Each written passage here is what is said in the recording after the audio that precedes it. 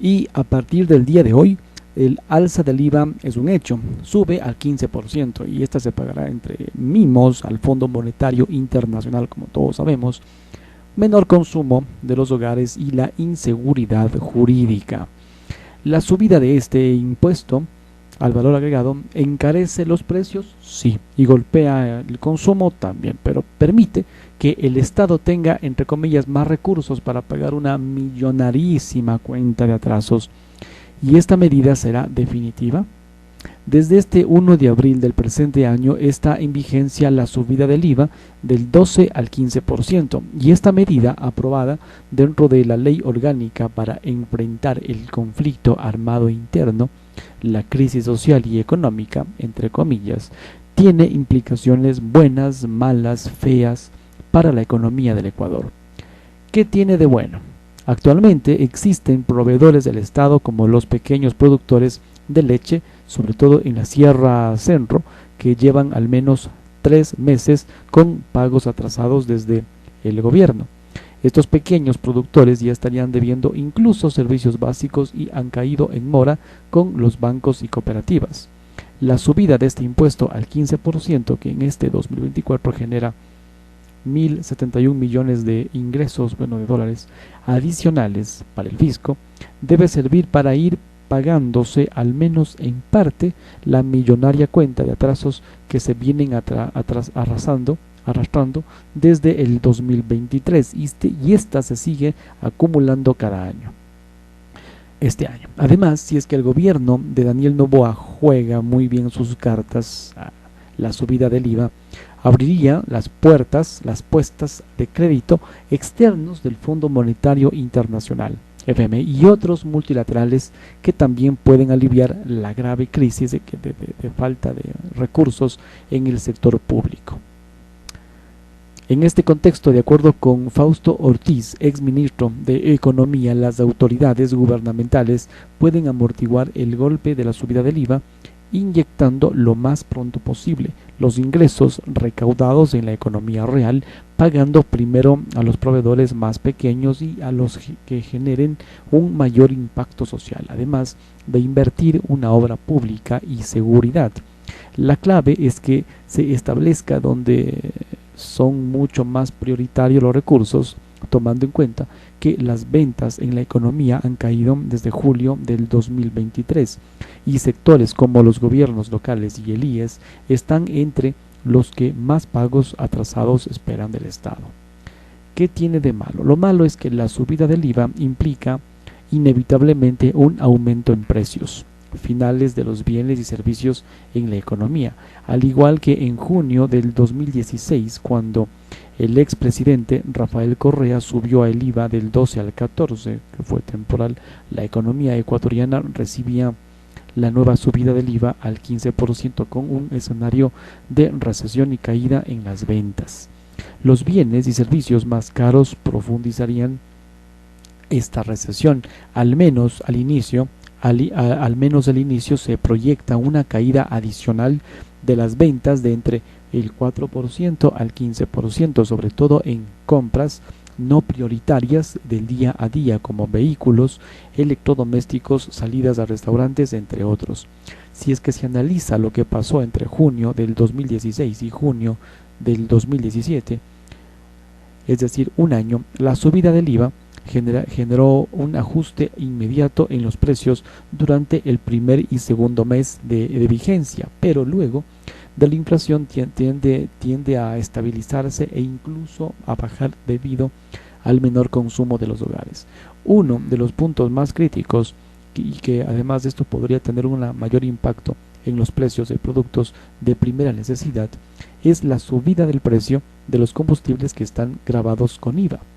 La Extra y Ecopaís, las gasolinas pasan de $2.40 por galón a $2.46 centavos, mientras el diésel pasa de $1.75 a $1.79.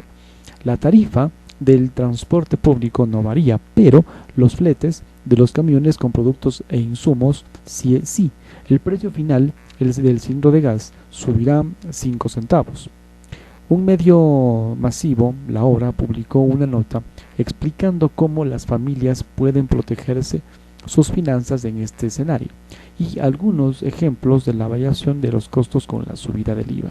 Desde el propio sector de los industriales alimenticios se ha estimado que en promedio el precio de caída de cada unidad a la venta grava con IVA aumentará 6 centavos.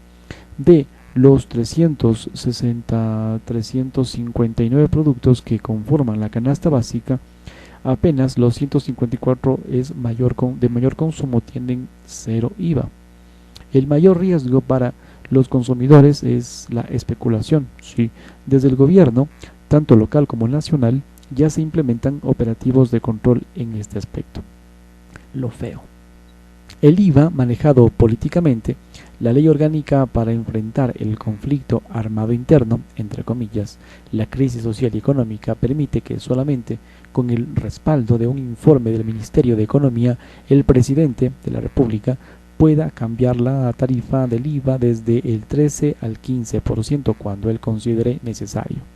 Esto abre la puerta a la posibilidad a un manejo político de este impuesto, y esto es nefasto para la economía y para la seguridad jurídica. Cuando un presidente necesite dinero, pone la tarifa al máximo del 15% cuando necesite popularidad y congraciarse con el electorado. Puede bajar al 13%. Esta incertidumbre hace mucho más daño que una subida permanente. Esto dijo Andrea Romero, economista. Incluso el banco de inversión Berkeley ha alertado que el mecanismo aprobado no es la más adecuada y genera incertidumbre. Un impuesto manejado políticamente desde la presidencia y sin ningún contrapeso puede convertirse en un lastre para la economía.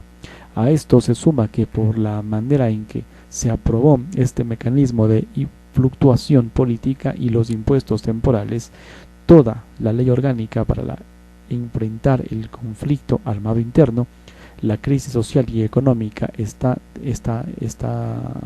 demanda por inconstitucional y en cualquier momento podría ser declarada sin efecto por la Corte Constitucional. Por otra parte, si es que esto no se impulsa un real cambio de modelo económico desde el actual mercantilismo con un Estado ineficiente a uno de libre competencia y productividad, el esfuerzo que ahora se asume como ciudadano y empresas con más impuestos irán a saco roto en poco tiempo. El déficit fiscal, según el actual gobierno, se mantendrá en más de 4.000 millones de dólares por al menos los próximos 4 años. La subida del IVA y los impuestos temporales alivian la situación momentáneamente. En poco tiempo volverán los políticos a pedir una nueva alza del IVA y otros tributos si es que esto no se reactiva la producción petrolera. Se impulsa la minería, se implementa un plan real de competitividad y se corta el gasto productivo y las ineficiencias en el sector público. Algunas medidas ya fueron propuestas desde gremios como la Cámara de Comercio de Guayaquil. Walter Spurrier, un economista, director de análisis semanal del diario La Hora, ha llegado a decir que sin cambios de fondo la sociedad puede olvidarse de que el IVA baje al 13%. Más bien, en un par de años esto subirá al 18%, tal como decía el economista Pablo Dávalos, si es que se llega a dar el caso. Una nota: existen páginas disponibles para calcular el precio de los productos tomando en cuenta el impacto de la subida del IVA. En otro tema, Mónica Palencia, ministra de Gobierno o el Interior, no se extenderá el estado de excepción, pero existen otras formas jurídicas, manifestó. El feriado de Semana Santa estuvo marcado por hechos realmente bochornosos, violentos, como las masacres. En 7 días caducaría la ampliación del estado de excepción. La ministra de Gobierno, Mónica Palencia, señaló que no es constitucional volver a este recurso, o sea, ampliar por un periodo más, pero que hay otras estrategias legales para mantener a los militares en las calles y cárceles. ¿Cuál es la forma? Este 1 de abril del presente, Mónica Palencia, ministra de Gobierno, dijo que no es posible prolongar más el estado de excepción que vive el Ecuador desde el 8 de enero. La ministra adelantó que se están evaluando otras propuestas para hacer frente a esta situación de inseguridad, y esto luego de las masacres y sicariatos registrados en el feriado de Semana Santa. Palencia destacó que existen medidas constitucionales alternativas que permitan a los militares permanecer en las calles, como que esto fuera la solución, y cárceles, aunque no dijo cuáles son. Pronto las conocerán, dijo. La reunión secreta el día 26 de marzo, Daniel Noboa ha participado de un operativo en Guayaquil, en el barrio Sociovivienda, todo un show. Luego regresó a Quito para reunirse con el COSEPE, y al finalizar no hubo declaraciones a medios, aunque a la interna de las instituciones involucradas se señala que se están delineando nuevas medidas para mantener la seguridad. Sin embargo, las medidas no han sido socializadas tal como han pasado con el plan Fénix, sobre el cual no se ha dado detalles de la hoja de ruta. Según las autoridades del gobierno, por seguridad, así lo ha manifestado en varias ocasiones la ministra de Gobierno, Mónica Palencia. Ahora, ¿qué pasará después de este 8 de abril? La Constitución señala que un decreto de estado de excepción puede tener vigencia máximo 60 días, pero si la causal que lo motivó persiste, puede renovarse por 30 días más. El gobierno de Noboa no solamente decretó esta figura, sino también la de conflicto armado interno. El abogado Manuel Sampedro dice que una vez que haya terminado el estado de excepción, se puede mantener la condición de conflicto armado interno, porque son dos figuras distintas. Sin embargo, si es que termina este estado de excepción, la legalidad de las Fuerzas Armadas en las calles y cárceles se termina.